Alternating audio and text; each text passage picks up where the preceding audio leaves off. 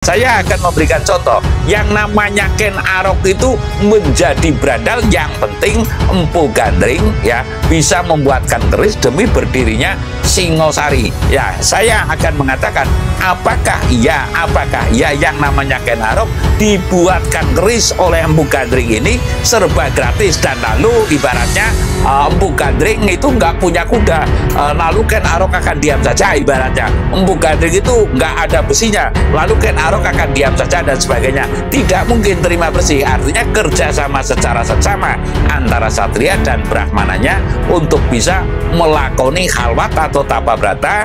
Tapi ulo salam yo atur bagyo wis Wilayah jati nuhoni jati luhur Nusantara tapi uluk salam mulia. Saya pernah mengatakan bahwa perbaikan akhlak dunia hanya akan bisa terperbaiki manakala ada keajaiban dan yang menimbulkan mujizat. Mujizat otomatis kan dipakai oleh seseorang, ya. Dipakai oleh seseorang, dianugerahkan kepada seseorang yang ditugaskan untuk memperbaiki akhlak sesama di muka bumi ini, ya. Otomatis kalau skalanya dunia ya akhlak bangsa-bangsa di muka bumi ini. Nah, ini perlu kita pahami, yang mana segala sesuatu tentu ada syarat lan rukune.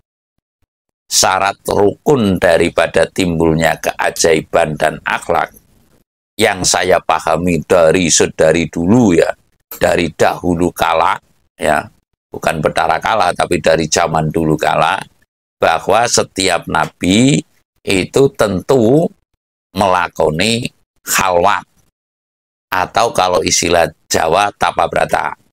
Begitupun para satria dalam pewayangan, yang namanya Gatut Kaca akan menerima Besrit Kancing Senopati, itu saja mesti bertapa brata di alas Pringgo Sunyo dan sebagainya.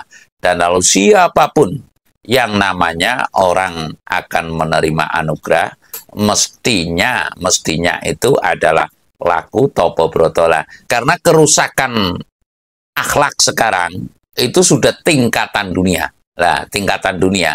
Dan saya akan kembali kepada Pakem Jawa, ya, Pakem Jawa, bahwasanya menurut keyakinan guru saya, dan lalu keyakinan saya, dan lalu para yang memahami persis, yang orang lampah atau orang lelaku, bukan orang jalan-jalan. Kebanyakan sekarang kan jalan-jalan, yang namanya laku-laku lah. Laku-laku bukan orang lelaku. Tentunya orang laku-laku dan orang lelaku ini beda. Apa bedanya? Yang menentukan orang dinyatakan lelaku adalah petunjuk. Lah, bagaimana petunjuk? Petunjuk itu adalah ada tahapannya. Petunjuknya penimbul efek tentu berbeda dengan petunjuknya dukun, ya. Lalu petunjuk dukun berbeda lagi dengan petunjuk kasepuhan. Nah, kasepuhan bidangnya apa? Tentunya kalau dukun itu masih membawa misi pribadi, membawa taruhlah kondangnya nama dan sebagainya. Dan lalu kalau kasepuhan itu sifatnya adalah pengayom.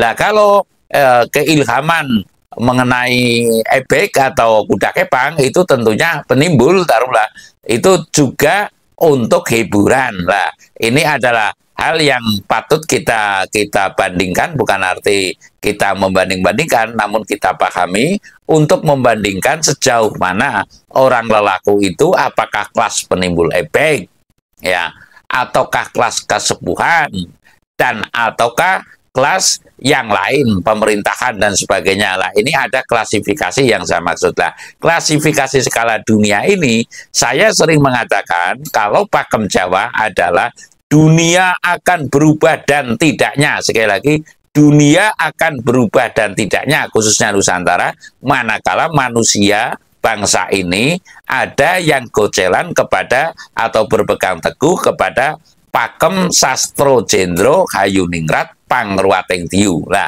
ini adalah kekancingan di Nusantara ini, khususnya di tanah Jawa, dari mulai Sang Aji Saka sampai dengan sekarang, ya, termasuk Joyoboyo dan sebagainya. Namun yang akan saya sampaikan, sekali lagi, yang akan saya sampaikan, rata-rata manusia baru tahap pada Sastro Jendro Hayuningrat tidak berani melakukan pangruating diu, karena pangruating diu ada ngruat ke angkara murkaan.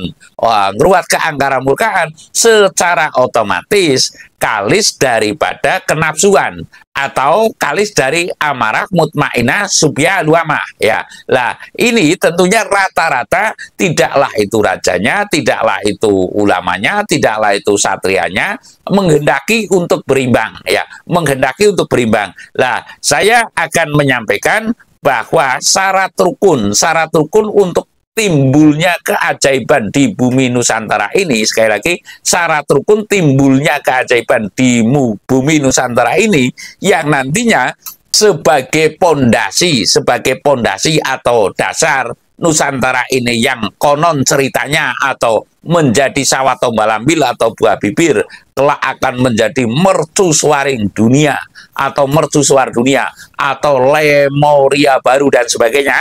Ini adalah Bedahing Suroso Sastro Jendro Hayuningrat ditambah dengan pangruating diu. Artinya Sastro Jendro pangruating diu Hayuningrat sekarang semestinya ngruat ke angkara murkaan dulu, baru memayu Hayuning Bawono atau baru berbuat kebaikan. Lah, sekarang rata-rata tidaklah itu satrianya, tidaklah itu ulamanya atau brahmananya, tidaklah itu rajanya, itu adalah pemberian